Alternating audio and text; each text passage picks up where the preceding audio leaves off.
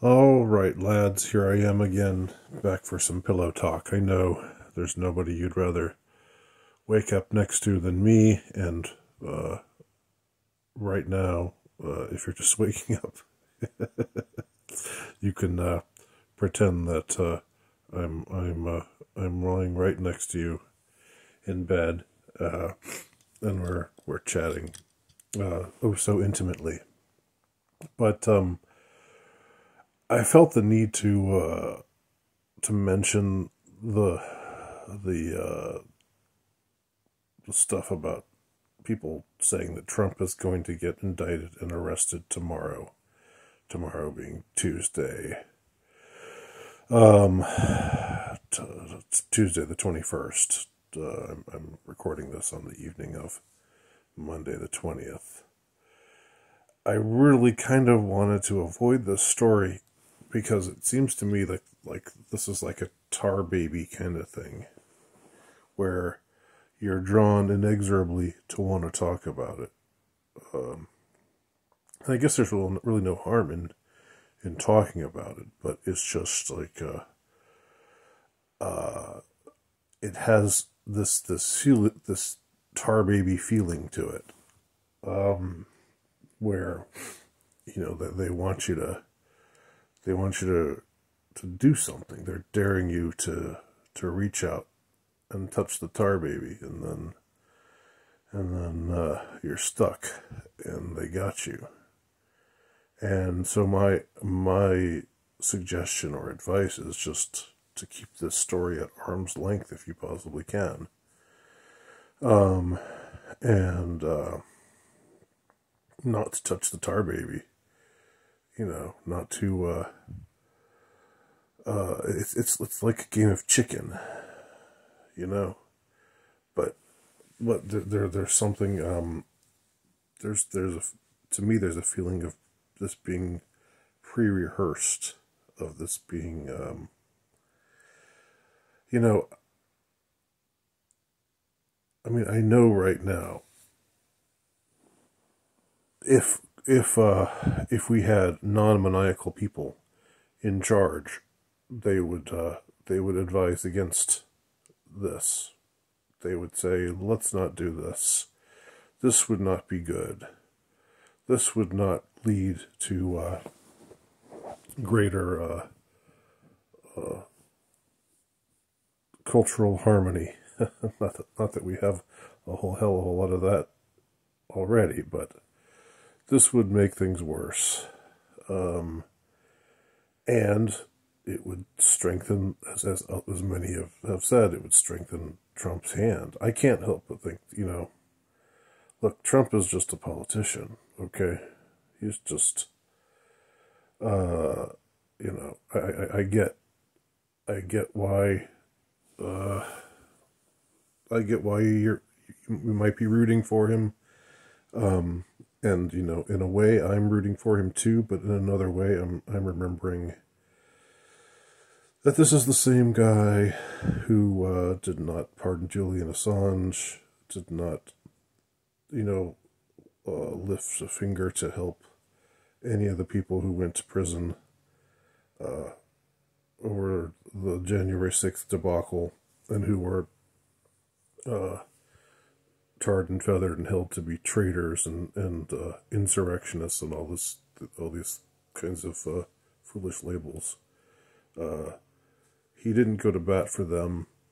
This is the same guy who pushed the vax, who accelerated, Operation Warp Speed, accelerated the vax. He had Dr. Fauci by his side, uh, for much of the time. And yeah, of course, eventually, I think that there was a division where Trump wanted to open things up, and the more fanatical Branch Covidians didn't. But at the same time, you know, I don't totally exculpate him. Um, he said even fairly recently that it's good to get the Baj, It's good to get the shot. It's good to get the thing in your arm. So, I mean, he can't. I mean, he was the one who facilitated that it be accelerated. That the process be accelerated.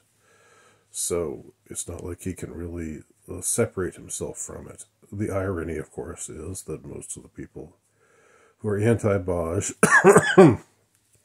or a lot of the people who are anti-Baj, if they like any mainstream or semi-mainstream politician, it's Trump.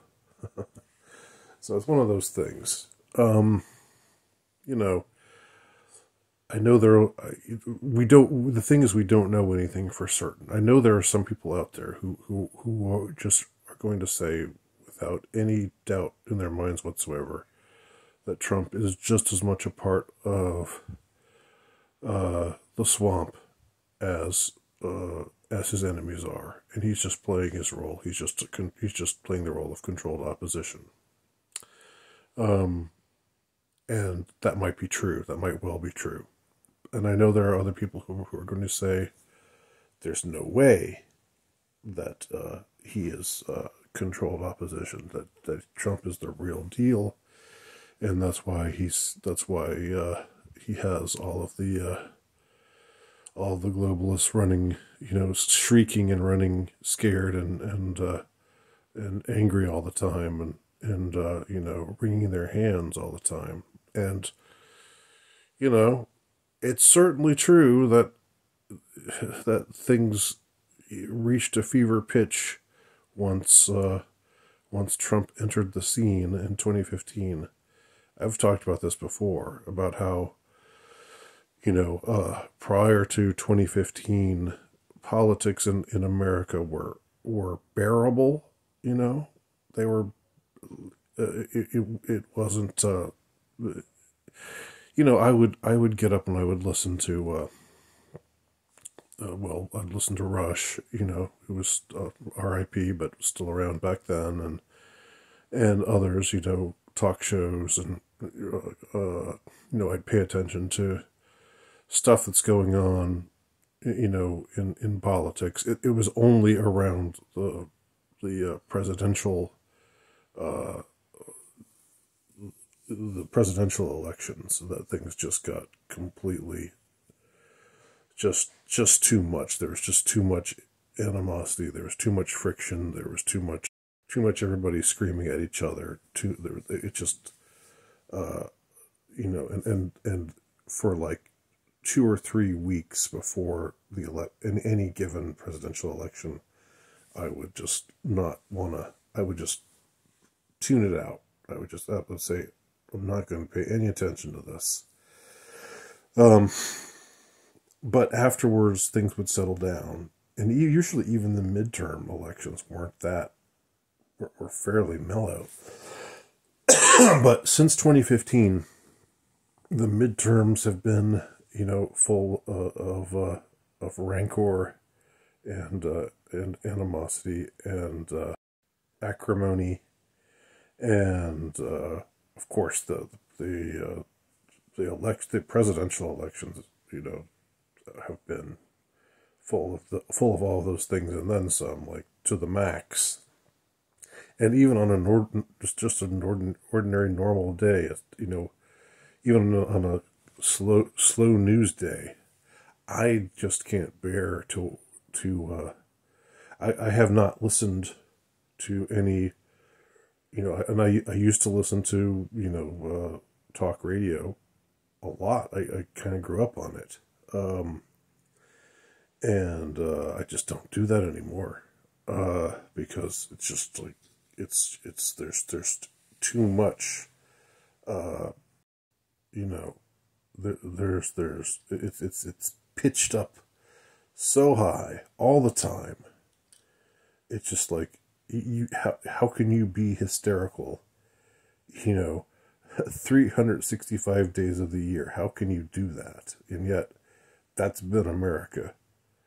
That's been America since around 2015 or so. Before 2015, it was, there were still problems. Don't get me wrong. And we weren't heading in the right direction even then, but it definitely accelerated in 2015.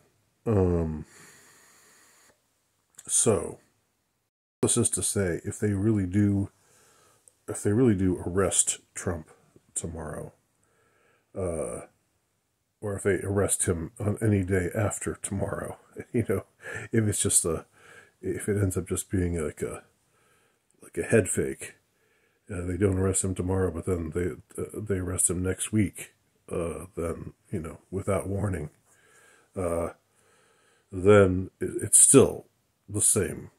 We're still talking about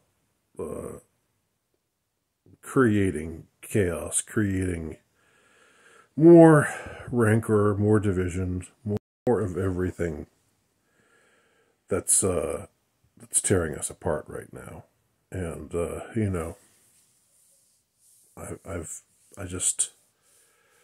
I think it's something to stay to keep at arm's length and to stay away from. I understand the appeal of it. I know that it's fascinating. I know there's an appeal to chaos. I get that. But I just don't see. If I'm going to make a bold prediction, here's my bold prediction. I don't think there will be an arrest. But I could be wrong. And if I'm wrong, it simply means that the powers that be don't care. They don't, Trump has been talking it up. Trump has been saying they're coming for me, and he's been rabble rousing in his own way, and there's no question that if it happens, his supporters are going to be hot and bothered, to say the least, and it's only going to redound to his advantage. But then again, I mean, that kind of raises the whole question of the entire Trump phenomenon. Is it like, is he meant to serve the purpose of being this lightning rod, to generate this continued, the problem reaction synthesis that they are so notorious for putting into effect. Problem A happens, problem B happens in opposition to problem A, and then from that they forge the synthesis, which is the brave new world that they're trying to create, right? The world of building back better, the world of owning nothing and being happy, the world of the new normal, the world, we've heard it, the New World Order, we've heard it under so many different names. Its name is Legion, for it is many. So, those are my thoughts, such as they are. Take them for whatever you think they're worth, and we'll see what happens. Thanks for watching.